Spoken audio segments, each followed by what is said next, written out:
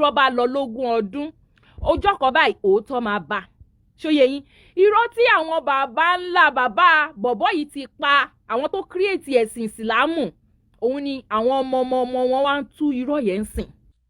ìjọ kan ni Alfulanny ranjú tí ó analyze fídíò ìkan lára àwọn tó ń ṣe níyàmọ̀ èèyàn pé àwọn èèyàn wo bọ́ọ̀ ọ̀n lọ kírun aláwọn tó gbẹ̀sìn wá fún yín wọ́n gbé yín gan ni wọ́n gbé yín landicap wọ́n mọ nǹkan táwọn gbé wá fún yín ìtorí ẹ̀ làwọn ò ṣe gbé sórí bíi gálà bẹ́yìn ṣe gbé wọ́n gbé yín ní handicap ẹ ti wọ one chance. Please don't forget to subscribe, comment, share with your friends to have access to this kind of content that you have here. Don't forget to subscribe. I love and respect you. I'll be right back. ṣùgbọ́n ẹ̀yin gullible followers ni ẹ wọ wọ́n jà torí àwọn tó jẹ́ leader yín yẹn wọ́n mọ nǹkan tó ń ṣe àwọn yẹn ń fi yín pawó ni ṣó ti yé yín ìtorí ẹ̀ ni wọ́n ṣe máa ẹ máa rí wọn tó máa flaunt gbogbo owó wọn gbogbo cars gbogbo létọ́ kọ́ máa flaunt gbogbo ẹ̀ lórí online ẹ̀yin dẹ̀ ń rún pa dẹ̀ fúnra yín brain ẹ̀yin náà fẹ́ di ya bí pásítọ̀ kan báyìí tó wà nínú mọ́tò pẹ̀lú family òjò wá ń rọ̀ àwọn ọmọ chọ́ọ̀chì wá ń tẹ̀lé lẹ́yìn wọ́n wá mú umbrella wọ́n wá tàn fún pásítọ̀ tó wà nínú mọ́tò àwọn lòjò ń pa o òjò pa pásítọ̀ o wọ́n tún wá tàn umbrella pé kójò má pa mọ́tò ṣé ti rí pọ̀pọ̀lọ àwọn èèyàn kò ṣiṣẹ́ mọ́ Nàìjíríà bẹ́ẹ̀ gẹ́lẹ́ ni àwọn gullible follower Alfulanny bẹ́ẹ̀ gẹ́gẹ́ lọ rí ó wá ranjú wá ń parọ́ fún yín pé Ọlọ́run ni ó ń bá Tani Olohun jà ẹ jọ̀ọ́ ẹ yọ Ọlọ́run kò lẹ́nu yẹn bá wa replace ẹ pẹ̀lú Allah ẹ má máa pe Ọlọ́run ti wá anyhow ẹ yé pe Ọlọ́run wa Ọlọ́run àrífín yìí pọ̀ jù Allah ní kẹ́ máa pè torí ṣé ẹ wà proud of Allah ni ẹ máa pe Allah yín náà ojú òun tì yín ni ẹ wà proud of Allah yín ni ó ga ọ àfáàyè wá ń bring attention sí àwọn nǹkan kan wá ń give Alfulanny dé wá ń dànù ó wá sọ pé ẹ báwo ló ṣe máa compare ẹ jọ̀ọ́ crane ń ṣiṣẹ́ ó wá wó lu àwọn tó ń ṣiṣẹ́ ọ̀pọ̀lọpọ̀ àwọn èèyàn wá kú níbẹ̀ ẹ jọ̀ọ́ ẹ bá mi compare pẹ̀lú pé lọ́ọ̀yà méjì wọ́n ní misunderstanding lórí kéèsì Tani Olohun tí ò fi jẹ́ kí wọ́n release Tani Olohun níjọ́ yẹn ẹ jọ̀ọ́ èwo ló heavy jù ẹ̀yin tẹ́ ẹ lọ́pọlọ èwo ló heavy jù téèyàn bá tiẹ̀ fẹ́ sọ pé Ọlọ́run bínú èwo lèèyàn máa sọ pé Ọlọ́run bínú sí ṣé kò ń ṣe àwọn èèyàn tó kú lọ rẹpẹtẹ láì mọ̀ nítorí pé wọ́n ń ṣiṣẹ́ tó fẹ́ jẹ tó ń wá oúnjẹ òòjọ́ wọn tó ń ṣiṣẹ́ tó wá kú sí díẹ̀ ṣùgbọ́n torí pé ó jẹ́ pé ilé Allah ló ti ń ṣiṣẹ́ mujẹmujẹ dẹ̀ ní Allah tó ti yẹ yín mujẹmujẹ òun ní Allah so ìtorí ẹ̀ ni àwọn fámìlì Allah tó jẹ́ Alfulanny àtàwọn yòókù ẹ̀ wọ́n lè rí wípé kì í ṣe pé Ọlọ́run wọn bínú ọ rí i pé ó nọ́mà ṣe ti rí ó nọ́mà torí ọmọ pàálà àwọn ló máa mu ẹ̀jẹ̀ àwọn tó kù yẹ but torí wípé only 2 lawyers ẹ̀yin ọlọ́pọlọ kí ni ìdẹ́ ń jó mi lára only 2 lawyers ní misunderstanding ni wọ́n ṣe gba béèlì Tani Olohun ní last sittings ẹ wá ń ké kiri ẹ wá ní ìbínú Ọlọ́run ni mọ́tò correctional ó gba one way mọ́tò correctional ó gba one way ní ọ̀nà tí ò gbádùn ní Nàìjíríà ó wá l'accident ẹni ìbínú Ọlọ́run ni ẹ jọ̀ọ́ báwo ló ṣe jọra wọn Ọlọ́run tẹ́ bá fẹ́ yàgbẹ́ tẹ́ bá ti Alfulanny tó bá ti fẹ́ yàgbẹ́ wàá sì sọ wípé kí Allah kó wá nùdí fún ẹ torí Ọlọ́run ti wà ò ní time fún gbogbo rọ́bìṣì ẹ tó bá ti fẹ́ ya ìgbẹ́ kó ní kí Allah kó gbéra ní Saudi Arabia tó wà ń bẹ̀ yẹn kó wá mú tissue paper fún ẹ ní Èkó tó wà yẹ or wherever tó bá wà kó wá nu ìdí fún ẹ síǹsì tó jẹ́ wípé irọ́ ọbú tẹ máa ń pamọ́ Ọlọ́run ẹ máa gbọ́ o èèyàn kan tún wá máa yìí tún wá tó jẹ́ mùsùlùmí irú mùsùlùmí tí bọ̀bọ̀ tí mo play video èyí tó àwọn mùsùlùmí tí wọ́n ní ìwà ọmọlúàbí tí wọ́n ń try láti bá wọn mẹ́ǹdì ẹ̀sìn burúkú tí wọ́n àwọn gòsò tọ̀rọ̀ fún wọn ẹ má mẹ́ǹdì ẹ ṣe bó ṣe ń ṣe bí àwọn Alfulanny ṣe ń ṣe yẹ gọ́gọ́ lọ́ṣe kọ́ sínú Kùránì bọ̀bọ̀ yẹ àfàyẹ tún kò ti Kùránì yóò ṣàn try láti help Kùránì yẹ Alfulanny kó má help Kùránì òótọ́ dẹ̀ ẹ má help Kùránì ẹ má help Kùránì ẹ ṣe bí Kùránì ṣe sọ òun ni bọ̀bọ̀ yẹn ti sọ ẹ máa gbọ́ èmi ò ní ẹ wò 5 minutes bóyá tẹ̀ ló máa tó 5 minutes torí máa yóò jókòó ni o 3 hours ló fi pariwo pé Ọlọ́run ni o Ọlọ́run ni o Ọlọ́run ni o Ọlọ́run ni o Ọlọ́run ni o Ọlọ́run ni o odindi 3 hours ó yẹ kí Ọlọ́run kó fún ẹ ní blow ni kí ẹnu ẹ yẹ kó wọ́tẹ̀gbẹ́ kan because o tiẹ̀ ní respect fún orúkọ yẹ any small thing ẹ dẹ̀ máa parọ́ mọ́ Ọlọ́run ẹ máa parọ́ mọ́ Ọlọ́run ẹ máa parọ́ mọ́ Ọlọ́run ẹ tẹ̀ wá ní respect fọ́lọ́ ọmọ ẹ máa gbọ́ o Òun àti ọmọọṣẹ́ ló ń sọ̀rọ̀ yìí Sakama pè lórí show yìí ọmọọṣẹ́. Ẹ máa gbọ́ o. Okay, já máa gbọ́. 5 minutes ni mo fi máa play 140 to 145. Anybody tó bá ráyè lè lọ wò later because èmi kò lè wò tán mo kàn fa kí ni guy yìí ń sọ lẹ́nu báyìí. Kí ni guy yìí ń sọ lẹ́nu wá ń parọ́ mọ́ Ọlọ́run. 3 good hours ní Alifufu fi jókòó ló dẹ̀ ń parọ́ mọ́ Ọlọ́run. Ó wá ń pe Ọlọ́run. Mo ń bọ̀ ẹ jẹ́ n gbé kò níbi máa ẹlẹ́jọ́ yìí mi ò ráyè ẹjọ́. Ẹ wo ara àwọn fámìlì ẹ̀ náà ni ìbínú Tani Olohun lọ́pọlọ ni ẹ̀yin pípọ̀ ó sọ pé ìbínú Ọlọ́run ló ń bá Tani Olohun jà tí wọ́n fi release ẹ̀ last time torí pé lọ́ọ̀yà méjì ní misunderstanding. George yín wá ṣe àbòsí. George tó bá àwọn lọ́ọ̀yà yòókù the other side tó jẹ́ ọmọ ìyá tiwọn ó bá wọn parí ìjà àwọn lọ́ọ̀yà tó fẹ́ tó 20 ó bá wọn ní misunderstanding ó wá ní sọ fún yín o ẹ rò pé tó bá ti wá I'm US imam wọ́n á bẹ̀rẹ̀ sí ní sọ̀rọ̀ wọ́n á máa parọ́. Mo ti sọ fún yín mo ní ẹni tó bá ti believe àwọn people yìí tó bá ti jáde you are your own torí irọ́ ńlá ni ní wá sọ nǹkan tó ṣẹlẹ̀ sáwọn o. Ọlọ́run ló ní àmọ́ bóyá lọ́yọ̀ olóbì mu nǹkan ni o torí bàbá ẹ̀ bóyá ń ṣe mò ń suspect àmọ́ bóyá ó mu nǹkan lọ́yọ̀ olóbì ló wá táṣìírí wọn wá ní àwọn náà ní misunderstanding tó jẹ́ wípé George ẹ ló bá wọn settle amicably. George tó bá wọn settle amicably àwọn lọ́ọ̀yà àwọn prosecutor tó wà against Tani Olohun. George yóò wá rí lọ́yọ̀ olóbì àti the other lawyer Banks kò rí wọn bá parí ìjà. Àwọn yẹn rọra ní little misunderstanding lọ́yà George dìde olóhùn fẹ́ lọ kírun ẹjọ́ níbo ló ti ń ṣe bẹ́ẹ̀ ẹjọ́ níbo ni wọ́n ti ń ṣe bẹ́ẹ̀ Nàìjíríà nìkan ló ti lè ṣe bẹ́ẹ̀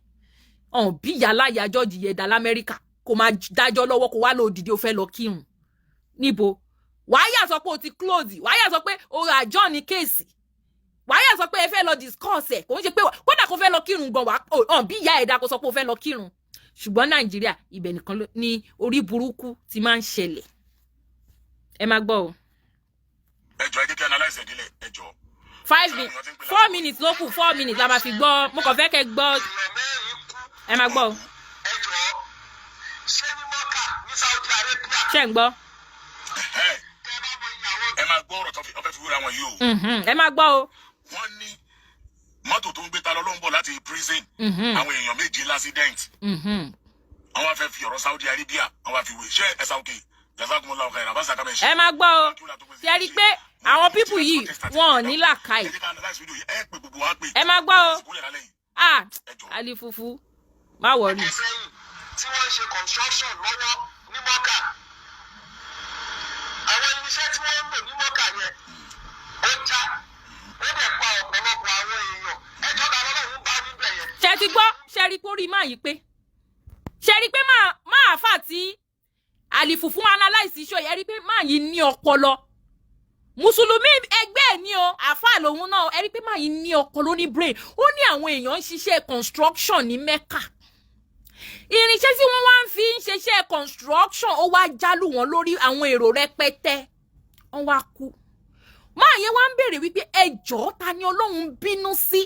nínú àwọn pípù yìí tí wọ́n ń ṣiṣẹ́ wọn tí wọ́n fẹ́ jẹun sẹ́nu tí irinṣẹ́ construction wá wó lù wọ́n lórí tí wọ́n wá kú àti Tani Olohun tó jẹ́ wípé lọ́ọ̀yà méjì péré wọ́n ní misunderstanding ni wọ́n ṣe rí release. Ṣé ń gbọ́ ẹ wá gbọ́ nǹkan tí bọ̀dá Alifufu ẹ wá gbọ́ nǹkan tó sọ ẹ má gbọ́ o. Abu Aweru. Ẹ má gbọ́ o. Abu Aweru. Ẹ má gbọ́ manipulator o. Abu Aweru. Torí wípé kíní crane já ní Saudi Arabia jálù àwọn èèyàn ẹ wá ní Tani Olohun bínú sí tírú ẹ fi já fún mùsùlùmí tó ń sòótọ́ ọ̀rọ̀ kò ń ṣe onírọ́ bíi ti Alifufu mùsùlùmí olóòótọ́ kò ń ṣe onírọ́ bíi ti Alifufu. àdìsí tẹ kálẹ̀ kan fúnra yín ẹ gbọ́ àdìsí yẹn yìí. Àwọn èèyàn orí àwọn èèyàn pé mọ́ o ẹ wá wo àwọn fọlọ́wọ́ ẹ wá ń ṣe subhanallah ẹ rí kórìí wọn ti bàjẹ́ tẹ́mi bá jẹ́ fọlọ́wọ́ Alifufu máa sọ wípé sheik ẹ̀yin náà ẹ̀rọ nǹkan tí màá yìí sọ dà pé nǹkan tí màá yìí sọ ó lọ́gbọ́n lórí àwọn èèyàn tí wọ́n lọ ń wá oúnjẹ ọjọ́ wọn tó tún wá ń ṣiṣẹ́ ní ilẹ̀ mímọ́ ilẹ̀ Mẹ́kà tí crane wá jábọ́ lù wọ́n lórí tó wá bayé wọn jẹ́ tó jẹ́ wípé wọ́n ti dágbére fún ìyàwó àtọmọ wọn nílé wípé a fẹ́ lọ ṣiṣẹ́ o ẹ̀yin èèyàn mi ẹ bá ń ṣe ẹ̀ṣọ́ yìí kókó àwọn ọlọ́pọlọ dúdú tí ó ń tẹ̀lé Alfulanny kókó wọn lára àwọn èèyàn tó ti dágbére fún fámìlì wọn lé pé my dear o à ń lọ ṣiṣẹ́ ní Mẹ́kà o à lọ ṣiṣẹ́ o ní ibi báyìí báyìí o ní Mẹ́kà wọ́n ń bẹ̀ o àwọn ará wọn náà ló máa jẹ́ o à ń bọ̀ o mò ń bọ̀ láìpẹ́ o tí ẹ lọ wọ́ owó tá a máa fi jẹun tí màá fọ́mọ òṣìkì kan ẹ understand tí crane wá wólù wọn tó wá pa wọ́n lọ rẹpẹtẹ Alfulanny ó wá ní pé máa yí wá ní pé ta ni ẹni tí Ọlọ́run ń bínú sí ṣé ìbínú Ọlọ́run ni ṣé ìyẹn la máa pè ní ìbínú Ọlọ́run ni àbí ta ni Ọlọ́run tó jẹ́ wípé only 2 lawyers wọ́n ní misunderstanding torí pé George ṣe àbòsí kò rí pé kóun bá wọn parí ẹ̀ ṣùgbọ́n ó rí pé kóun bá àwọn lọ́ọ̀yà US ìmáàmù àmì ìfẹ́ bú máa yẹn tí ń bá bu kò ní jẹun lálẹ́ ìmí ìdẹ̀mọ̀ bóyá ó ti jẹun alẹ́ jẹ́ rọra filẹ̀ lọ́ọ̀yà US ìmáàmù tí ó bóde tí ó mọ̀ kúrọ́ tá lóun give update ìsọnù ó bá àwọn lọ́ọ̀yà US ìmáàmù bá wọn parí ìjà yẹ George wọn ṣùgbọ́n kò rí lọ́ọ̀yà méjì péré kò rí wọn bá parí ìjà mọ́tò bíi mọ́tò tí ò tiẹ̀ gbádùn tí wọ́n gbé fáwọn correctional mọ́tò tó jẹ́ wípé àwọn mọ́tò tó ná Èkó sí Ìbàdàn wọ́n bẹ́tà ju mọ́tò tó ń pè mọ́tò correctional yìí lọ wọ́n wá lọ gba one way wọ́n wá l'accident ìyẹ́ lẹ́ni pé ìyẹn ni ìbínú Ọlọ́run ṣùgbọ́n àwọn tó ń gbé ní ilẹ̀ mímọ́ Allah yín tó lọ ṣiṣẹ́ ń bẹ̀ tí wọ́n kú níbi tí wọ́n ti ń wo oúnjẹ òjẹun ìyẹn ò ń ṣèbí ẹ máa gbọ́ nǹkan tí máa yìí tó rò pé bóyá everybody ni ò lọ́pọlọ bí àwọn followers ẹ máa gbọ́ nǹkan tó dáhùn. dájúdájú ẹ bú àdìsí yẹn yé. ẹ ti gbọ́. ẹ bú àdìsí yẹn yé. gbé àdìsí yé. báwo lẹ ṣe wá fi tó ṣẹlẹ̀ Saudi Arabia pé crane dálù àwọn èèyàn bọ́lá ń bínú sáwọn èèyàn ni ṣọ́lọ́ wọn ń bínú nìyẹn. ọmọ òrìṣà Sherry ẹ sọ pé my sister what I will say is please take it easy so that they can release this guy to time lẹ́kọ̀ọ́ síbẹ̀ mi mọ̀ bóyá on time lẹ́fẹ̀ẹ́ kọ́ èmi kọ́ ni factor tó máa determine bóyá ó máa release Tani Olohun àbí èmi nìkan kọ́ mò ń sọ̀rọ̀ lórí social media ṣebí èèyàn kan ni èèyàn kan lòun analyze issue ẹ̀ ṣebí ọmọ ìyá wọn ni ṣebí ọmọ mùsùlùmí ni ṣé èmi lọ́mọ wá torí tèmi ẹjọ́ ṣé mi family Tani Olohun èmi mọ Tani Olohun but iye wa mi pé kí àwọn èèyàn wá máa parọ́ kó tó wá máa parọ́ mọ́ Ọlọ́run ẹjọ́ ṣé àwọn lọ́ni Ọlọ́run gbogbo wa ni Ọlọ́run dá gbogbo wa la ni Ọlọ́run àwọn go mọ Ọlọ́run tí wọ́n pè anyhow wọn ò mọ Ọlọ́run Allah wọn lọ́mọ ó yẹ kán fèsì ẹ̀ ṣó ti yẹyin so èmi kò sẹ́yìn tó kọ́ èmi pẹ̀lú kéèsì and kéèsì nǹkan tẹ́mi sọ ìkọ́ ló máa ní kọ́ fi Tani Olohun kọ́ ló máa ní kọ́ máa fi sílẹ̀ ṣó ti yẹyin mo kàn fẹ́ kẹ́ understand yẹn nìyẹn but káwọn èèyàn wá máa propagate nonsense kọ́ máa dọ́pọ̀lọ́ àwọn èèyàn rú tó fi jẹ́ kí Nàìjíríà wà ní level tí Nàìjíríà wà ìkáwà tàwa mọ̀ káwà dákẹ́ ká má sọ̀rọ̀ iye ò lè work kò ní work ṣó ti yẹyin tó bá fẹ́ fi Tani Olohun sílẹ̀ ní last time tó lọ tá àti ìsọ̀rọ̀ wọn á ti filẹ̀ ṣó ti yẹyin kì í ṣe ọ̀rọ̀ táwọn sọ yìí ló máa ní kọ́ filẹ̀ òun dẹ̀ kọ́ ló máa ní kọ́ máa fi sílẹ̀ wọn ò tí ì ready láti fi Tani Olohun sílẹ̀ ni dẹ̀ ní dákẹ́ mọ́ lórí ọ̀rọ̀ yìí ní dákẹ́ mọ́ ti tó tàn tó ipa máa continue máa pariwo until tó bá tó fi Tani Olohun nǹkan tó fẹ́ ṣe ni wípé ká dákẹ́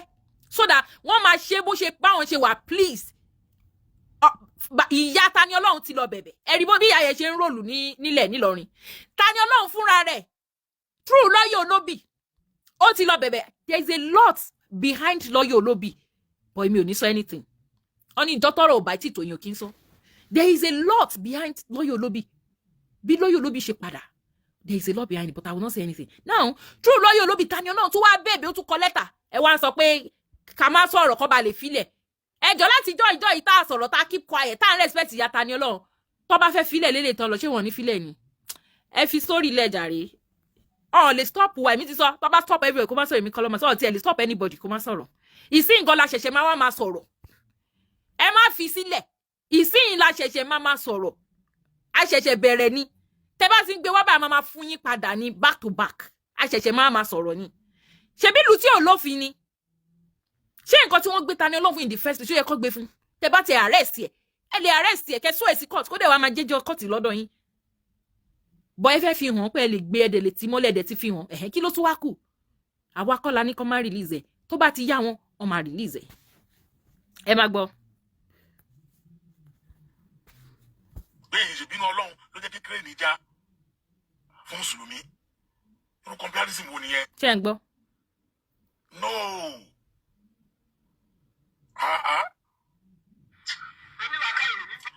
ẹ bá yà ẹ ní sùúrù ńlá káyìí ni wá. àríbẹ̀ ṣe ní làákàyè. ilá ya àlámùwà. ẹ kú ọ̀rọ̀ ajé. ìwé kan ò ní jábọ́ lára gi lẹ́nu tó ń pè mí wà lórí ẹ tó ń disturb ẹni ẹ ń disturb mi pẹ̀lú call ẹ jọ̀ọ́ ẹ jẹ́ kí n máa ṣe program ẹ jọ̀ọ́ ẹ ń disturb mi. ó ní ewé kan ní jábọ́ lára gi. ẹ ń disturb mi pẹ̀lú call. so ọlọ́run mọ̀ nípa èyí tí crane bà ayé àwọn èèyàn jẹ́ ní Mẹ́kà ó mọ̀ kí ẹ ṣẹlẹ̀ sí wọn nǹkan tó ń try láti sọ nìyẹn but tí Tani Olohun yẹ ó ń fi ìyà jẹ Tani Olohun ẹ máa gbọ́ o. ok.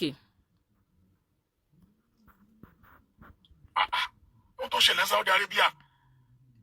ọkẹ́ ní 2015 táwa lọ hajj ṣùgbọ́n àìní ìrẹsìtàmì kan ó ṣẹlẹ̀ tí àwọn èèyàn tí wọ́n kú rẹpẹtẹ. ṣẹ́tìrì ó tún confam pé àwọn èèyàn kú rẹpẹtẹ ní 2000 kìíní kan tí kìíní kan jábọ́ lù wọ́n lórí ṣẹ́tìrì pé ẹ̀jẹ̀ ni Allah wọn máa ń mu ẹ̀rí pé ẹ̀jẹ̀ ni Allah wọn máa ń mu àbẹ́ẹ̀rí ẹ máa gbọ́. ṣẹ́tì wá rẹni tí kò ní brain máa yóò ní brain mo sorry àgbà ọ̀kọ́gbọ́n sorry àgbà ọ̀kọ́gbọ́n ó wá fi crane tó wó lu àwọn èèyàn tó kú lọ rẹpẹtẹ ó wá fi ń wé snow lamẹ́ríkà wọ́n ní ṣé snow kì í jábọ́ lamẹ́ríkà snow kì í jábọ́ ní London ẹjọ́ báwo ló ṣe relate snow tó jẹ́ pé kó tó jábọ́ gan wọ́n máa ti sọ fún ẹ pé snow máa jábọ́ o má jáde o tí snow máa pọ̀ ní next week ń sìn wọ́n ti máa sọ fún wa ní wíìkì yìí pé snow máa jábọ́ má jáde o ẹjọ́ ṣé àwọn tó ń ṣe crane wọ́n réyàn announce fún wọn pé crane máa jábọ́ lù wọ́n lérí dépòdépò kó máa pa wọ́n. Stanbic kìíní tó lọ́wọ́ lù yín lórí ní 2000 kìíní tó lọ sí Mẹ́kà ṣé ẹ rí information pé ó fẹ́ jábọ́ ibi ta tó bá in fact. ṣe gbọ́ òun ló fẹ́ na rẹ̀ sọ ó ní wọ́n make announcement pé kẹ́nìbọ̀dì má jáde o tí snow bá fẹ́ rọ̀ ẹjọ́ ṣé wọ́n réyàn announce fún wọn pé crane fẹ́ jábọ́ lu àwọn èèyàn lórí ẹ máa gbọ́ ó wá ń fi nonsense tí ìwọ ló ní ọpọlọ máa yẹ tó analyze iṣẹ́ yẹn máa yẹ ní ọpọlọ máa yẹ ó ní ọpọlọ jù ẹ lọ by far àlìfùfù by far máa yẹ ní ọpọlọ jù ẹ lọ by far ìwọ ló ń fi nǹkan tí ò jọun ló fi ń wéra wọn ẹ máa gbọ́ lọ ó kù 2 minutes. ṣáà accident kì í ṣẹlẹ̀ lamẹ́ríkà kì í ṣẹlẹ̀ London kì í ṣẹlẹ̀ káàkiri ayé coronavirus tó ṣẹlẹ̀ sí gbogbo wa lọ gbogbo àgbáyé káwọn níta lọ́lọ́run bínú sí coronavirus fi ṣẹlẹ̀. sórí ṣẹtiri coronavirus tó ṣẹlẹ̀ sí gbogbo ayé ó ní pé Ọlọ́run kò mọ̀ ń pààyẹ tó ti yẹ yín Ọlọ́run ò mọ̀ ń pa coronavirus Ọlọ́run ò bínú sí gbogbo ayé nípa coronavirus sí o Tani Olohun 2 lawyers péré tí wọ́n ní misunderstanding tí kò jẹ́ kán release òun ni Tani Olohun bínú ẹjọ́ ẹ̀yìn ọlọ́pọlọ ẹgbẹ́ wo. ṣé bí during coronavirus period kọ́ ni a lot of people ojú wọn là tí wọ́n kúrò nínú àwọn ẹ̀sìn burúkú tẹ̀dé wọn mọ́lẹ̀ ẹ mọ̀ how many people tó kúrò tó denounce Islam tó denounce Christianity during coronavirus ẹ mọ̀ how many people ẹ mọ̀ àwọn èèyàn tó kúrò nínú ẹ̀sìn yẹn during coronavirus period táṣìírí wọn tó àwọn ènìyàn rò pé bóyá táwọn bá ti lọ sí church ilé ayé àwọn ti bàjẹ́ tí wọ́n wá lọ sí church fún àìmọye oṣù tí kọ̀kọ̀ ò dẹ̀ ṣe wọ́n. Mẹ́kà tí gbogbo yín pariwo yìí wọ́n cancel ẹ̀ ni o during coronavirus kò sẹ́nibọ̀dì tó lè lọ sí Mẹ́kà yìí wọ́n cancel ẹ̀. Ọlọ́run ò mọ̀ ń pààyẹ o Tani Olohun tí 2 lawyers ní misunderstanding lórí ẹ̀ tí wọ́n fi release ẹ̀ ní prison tó jẹ́ wípé ọ̀wé ibikíbi tẹ́ gbájú sí Tani Olohun ní kọ́kọ́ ló wà ń bẹ̀ o àwọn èèyàn wà ń bẹ̀ o ó sì wá bíbáyìí láti wá tọrọ 600 and something fún family ẹ̀kọ́ tó wà nínú prison jọ̀wọ́ Ọlọ́run kọ́ ló ń bá yẹ jà o ṣe ti rí àwọn hypocrites Ọlọ́run kọ́ ló ń bá family ẹ̀ tó wá tọrọ 600 and something thousand tó fẹ́ fi odindi oṣù kan gbà lórí online tó ń gba 500 1000 lórí àwọn tí wọ́n ti jẹun Ọlọ́run kọ́ ló ń bá ìyẹjà tí kò fi rí owó san Ọlọ́run kọ́ ló ń bàjà tó fi gbé ọ̀rọ̀ ẹ̀ wá sórí Facebook tó wá ń tọrọ owó fún Ọlọ́run ò bàjà ṣùgbọ́n Tani Olohun ni Ọlọ́run bàjà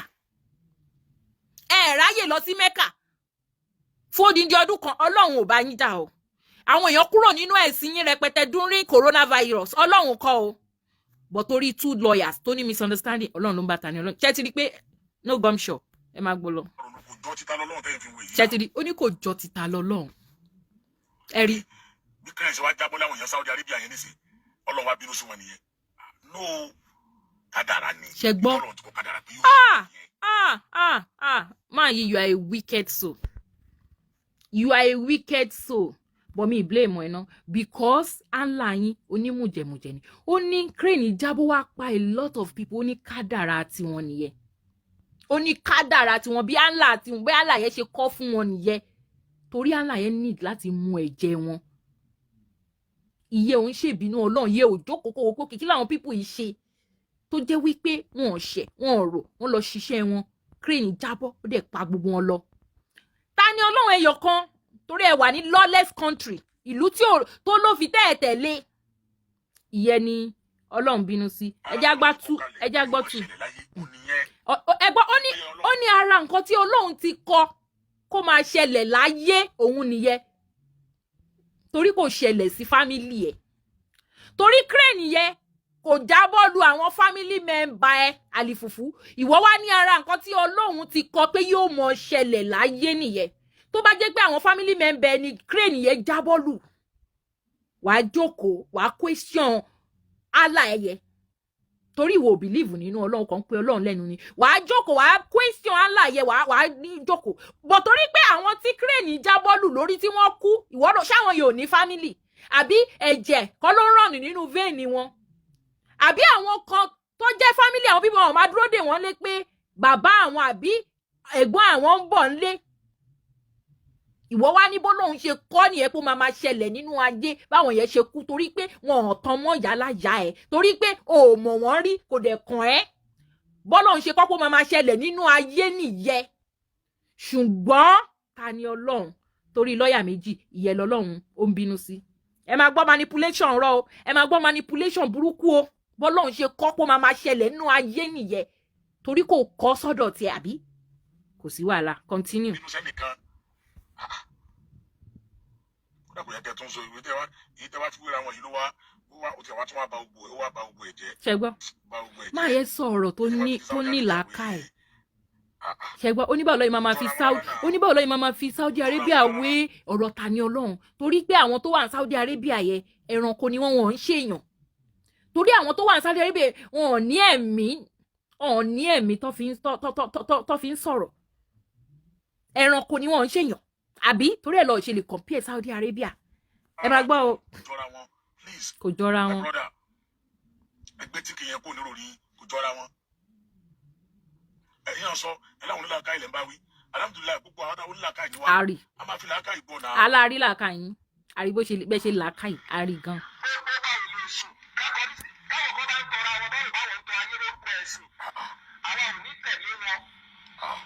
ṣẹgbọ́n nǹkan tẹ́ni yẹn sọ ó ní gbogbo àwọn ò lè sùn káwọn kọrí síbì kan náà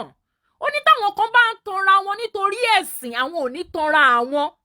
àwọn lóòótọ́ díẹ̀díẹ̀ tó kù nù wọn nìyẹn àwọn tí bọ̀bọ̀ tí mo play video ẹ̀ síwájú yẹn tó ń sọ ni àwọn tó níwà gidi tó wá fẹ́ fi ìwà wọn wọ́n fẹ́ fi build Islam by fire by force ṣùgbọ́n bí Islam ṣe rí kọ́ nìyẹn ẹ má gbọ́ lọ. ẹni bá tẹ̀lé yìí bó ṣe wà ẹgbẹ́ lákìdá yìí àwọn tó ń tẹ̀lé wọ àlìfùfù àwọn yẹn ti orí wọn ti jóná ọpọlọ wọn ò ṣiṣẹ́ mọ́ ó ti wọ reverse. ṣé ẹ gbọ́. ṣé máa sọ orúkọ bẹ́ẹ̀ yẹn kírè jábọ́ ó jábọ́ náà nìyẹn. ṣé gbọ́ ṣé ti gbọ́ ọ̀dájú ṣé ti gbọ́ ọ̀dájú abiyamọ ọ̀dájú èèyàn dẹ̀ ní ọmọ títí ẹ torí pé àwọn ará Saudi Arabia ló jábọ́ lù lórí ọ̀ ń ṣe èèyàn ẹran ni wọn àbí ó ní crane jábọ́ ó jábọ́ náà nìyẹn ṣé irú ọ̀rọ̀ báyìí ó yẹ kó máa jáde lẹ́nu èèyàn gidi crane tí wọ́n sọ wípé ó jábọ́ náà nìyẹn tó jábọ́ lu àwọn èèyàn tí wọ́n ní fámìlì ńlé tí wọ́n máa mọ́ọ̀nù fámìlì wọn pé crane jábọ́ lu fámìlì àwọn wọ́n dẹ̀ kú òun ni wọ́n sọ wípé crane jábọ́ náà nìyẹn àwọn fámìlì ẹ̀ lọ́ndà comment section ẹ̀ wọ́n dẹ̀ ń ṣe subhanallah wọ́n dẹ̀ ń support ẹ̀ wọ́n dẹ̀ ń support ẹ̀ eléyìí ni if it is true Allah is an idol congrats but if not may Almighty Allah ṣekini may Almighty Allah mi rí mọ́ whatever tó bá sọ síbẹ̀ this is no matter of if it is true my dear brother or sister mi mọ whoever you are okay may Almighty Allah sake bóyá save dẹ̀ ló fẹ́ kọ sake ni mo rí mi bóyá save ló fẹ́ sọ. Sorry, this is not matter of Kasim Tiamiyu. This is not a matter of bóyá if truly Allah is an idol. Congrats. No, use your brain. Ṣé ìwọ wà ńbẹ̀ nígbà tó gbé ìwé ìwà fún ẹ? Ṣé o wà ńbẹ̀? O sí ńbẹ̀. That is why you need to use your brain. Àwọn èèyàn ló gbé wá fún yín. Jókòó kó sùn bí oorun tí ọmọlúwàbí ń sùn kó ronú. This is not matter of if. It's not matter of if. Ìwọ gbọ́ nǹkan tí màá yín sọ ògidì ọmọrúnmọlẹ̀ àbọrúbọyè sàmúkíní. Ó ní crane jábọ́, ó jábọ́ náà nìyẹn. Ọ̀dájú ọmọ àńlá àbókè ẹrú ni wọ́n kì í ṣọmọ ẹrú àńlá ọ̀dájú ẹrú àńlá ni àlìfùfù because kò ní ìtara wípé èèyàn bíi tèmi èèyàn ẹlẹ́ran ara bíi tèmi ni crane jábọ́ táwọn ìyàwó àtàwọn ọmọ ẹ̀ ń dúró délé ìwọ ní pé tí crane bá jábọ́ ó jábọ́ náà nìyẹn kò kàn ẹ́ torí ìwọ ò ní mẹ́kì owó ń bẹ̀ yìí ò kàn ẹ́ kò pawó sí ẹ lápò tó ti rí pé ọ̀dájú ni ẹ́ àwọn tàdé ń sọ yìí tí crane jábọ́ yìí ó lè já àwọn ẹlẹ́sìn ìsìlámù bíi tiẹ̀ ni o kò kàn ẹ́ crane jábọ́ náà nìyẹn. You said it with your mouth. That's wickedness of the highest order. Continue. Very accident ni. Kódà kó jẹ́ accident. Kódà kó jẹ́ accident tó bá jẹ́ èèyàn gidi tó jẹ́ abiyamọ tòótọ́ ò ní pè ní crane jábọ́ náà nìyẹn ò ní sọ bẹ́ẹ̀. Wàá tara abiyamọ. Orí ìjà Israel àti Palestine tó ń jà lọ́wọ́ yìí mo rí fídíò kan tí àwọn ará Palestine tó mú àwọn ọmọ Israel méjì tí wọ́n dá iná sun wọ́n mi ò lè wò ọ̀n bí mi dá tí àwọn pípù yìí ń jà poro iná mi ò lè wò group kan tí mo wà lọ́jú sí mi ò lè wò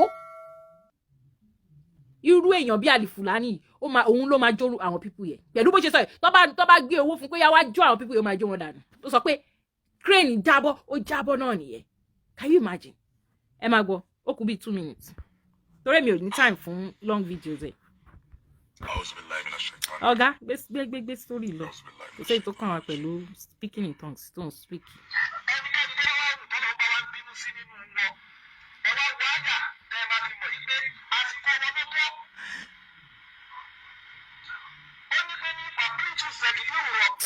Ẹgbẹ́ ṣẹ́rí èdè yẹn máa ń bí èmi inú àti gbùsàgbùsàgbùsàbà ó máa ń bí mi inú mo ti your point torí mi ò lè jókòó 3 hours ìwèrè tẹ́yìn jókòó yìí mi ò kúrò ẹ lọ wo show tó ṣe last ó ṣe show yẹn 2 hours 49 minutes ló fi ṣe show àlìfùfù ibi tí mo fẹ́ lò nínú kìíní ẹ̀ òun nìyẹn ṣe ti rí àwọn people yìí máa yẹn ṣe a lot of examples o tó dẹ̀ mọ́gbọ́n wá bẹ́ẹ̀ làlìfùfù ń dànù ibi tí mo ti ń wò tí mo ti fast forward débi crane yìí mo pé máa yìí dájú o crane gbólú àwọn èèyàn tí wọ́n ń ṣiṣẹ́ òjò tó fẹ́ jọ dẹ̀ sọ pé crane wówó náà nìyẹn but nǹkan tó ṣẹlẹ̀ tó jẹ́ wípé torí pé irú ìlú tí ò gbádùn ìlú yín tí ò gbádùn factors pé ìlú yín ò gbádùn òun ló affect nǹkan tó ń ṣẹlẹ̀ ìyẹn ni ẹ wá ń pariwo wèrè kiri pé ìbínú Ọlọ́run ni ìbínú Ọlọ́run ẹ jọ ẹ yé pè ní ìbínú Ọlọ́run ẹ máa pè ní ìbínú Allah torí bẹ́ẹ̀ ṣe ń pe Ọlọ́run yẹn is an insult you don't just ẹ kàn ń dárúkọ Ọlọ́run yín bí ẹni pé Ọlọ́run jẹ́ jẹgbẹ́lẹ̀ babaláku bàbá yàbí ìyáláyà babaláku ni kò sí respect tó lóun ti wá parọ́ fún yín pé Allah àtọ́lọ́run kọ̀ọ̀kan náà ni ọ̀hún bí Allah àdá kó dúró lẹ́gbẹ̀ẹ́ ọ̀run mi làbára mi àgbọ̀n mi règún òun àti òǹṣẹ́gbẹ́ ká máa sọ pé Elédùmarè ọba tẹ́ni lẹ́gẹ́lẹ́gẹ́ forí ṣàgbéjì omi ẹ wá máa dárúkọ gbìgbìgbì Ọlọ́run nonsense concocbility àwọn oníyé sọ ẹ̀yin followers ẹ̀yin gullible followers àlìfùfù ẹ̀ ní bínú nìkan kò sí bí mi ṣe ní bú yín ìwà yín tó kéèyàn bú yín bó tẹ́ gbé èbú yẹn sẹ́yìn ẹ gbé èbú yẹn sẹ́gbẹ̀ẹ́ kan káti ẹ̀ serious orí ìkànnù wọn ní Túndé Balógun àlì kìíní kan ló yẹ kó máa jẹ́ nà àbí àbùdó kìíní kan tó rọ́mọ ẹrú ni ẹ lọ sùn oorun mẹ́ta tí ọmọlúàbí ń sùn kẹrònú kẹyí tẹ̀lé àwọn pípù ìgọ̀gọ̀ wọ́n fi yín cash cruise ni wọ́n fi yín make owó ni wọ́n fi yín cash cruise ni wọ́n fi yín ṣe business tí wọ́n ní wọ́n ti yó wọ́n ti jẹ wọ́n ti ṣekú wọ́n ti tọ́jú fún àwọn generation wọn díẹ̀díẹ̀ ẹ̀yin dẹ̀ máa wà ń bẹ̀ ẹ máa tẹ̀lé wọn gọ́gọ́ tó bá sọ̀rọ̀ ẹ máa lò láká ẹ̀yin ẹ máa fún wọn ládvice mo mọ̀ pé tó bá anyone tó bá lé ọpọlọ nínú yín tẹ́ bá fún ládvice ó máa block ni because kò ní fẹ́ kẹ́ infect àwọn yòókù you continue to do the same thing the same way and you are expecting a change. Kò possible. Ìwà wèrè ní kẹ́ ẹ má ṣe nǹkan bákan náà láti yé ọdún nọ̀mínà yìí tí gbogbo èdè ń dàrú sí tó ń bàjẹ́ tí kò sí any evidence pé ó lè dá mọ́ kẹ́dẹ̀ máa expect yóò dà Ọlọ́run yóò dà ẹ ṣáàjà mọ́ foríṣì yóò dà kò lè dà o. Ẹ jókòó kẹ́ sun oorun tí ọmọlúàbí ń sun oorun mẹ́ta tí ọmọlúàbí ń sùn kẹ́ ru ọpọlọ yín kẹ́ yé tẹ̀lé àwọn èèyàn gọ́gọ́gọ́gọ́. Ẹ ṣé ẹ̀yin bàbá mi ẹ̀yin ìyá mi tí tájọ ṣe ṣó yìí pọ̀. Ilé àti ọ̀nà yín ò ní dàrú. Ọ̀sẹ̀ yìí ọ̀sẹ̀ eré ni yóò jẹ́ fún yín, ọ̀sẹ̀ ayọ̀. Gbogbo àdáwọ́lé yín bí Nàìjíríà ṣe ń tẹ̀ wá Nàìjíríà bí Nàìjíríà ṣe bó ṣe le tó Elédùmarè akúkú ṣàánú yín, àwọn irúnmọlẹ̀ akúkú ràn yín lọ́wọ́, ẹ̀yin á rí ti yín ṣe. Torí ó ní nínú ìyà ẹlẹ́ṣẹ̀ olódodo á pín bẹ̀, àìmọye olódodo ló ń pín nínú ìyà tí àwọn ẹlẹ́ṣẹ̀ wèrè tó ti kọ̀ sí ìlú Nàìjíríà yẹn. Ṣùgbọ́n Elédùmarè á jẹ́ kẹ́yin rí ti yín ṣe tọmọtọmọ. Ṣó ti yé yín tí gbogbo ẹ bá ń dàrú títí tọ́lọ́run máa fi bá wa ṣe tí a fi dá padà a máa kó ẹ̀yìn yọ̀ ń bẹ̀. Ní róun gbé sin bí òun ṣe bí ọmọ láṣẹ Ifá láṣẹ Olódùmarè. Ọ̀sẹ̀ yìí á sàn wá síre, á sàn wá sáyọ̀, á sàn wá sóhun wé gbogbo. Ẹ ṣé mo dúpẹ́ o. Tó a mọ̀ ríra ní next week ire o àbí this week because Sunday náà ni ọ̀sẹ̀ tuntun gẹ́gẹ́ bí Greco-Roman calendar Sunday náà ni a tún mọ̀ ríra kí ọ̀sẹ̀ yìí tó pin. Ẹ ṣé mo dúpẹ́ o. Ó dàárọ̀ mo rí yín ná ire o. This is ODUA TV Watch. Don't forget to subscribe, comment your opinion, like, comment and share so that other people can get access to what you enjoy on our channel. Thank you. We love you.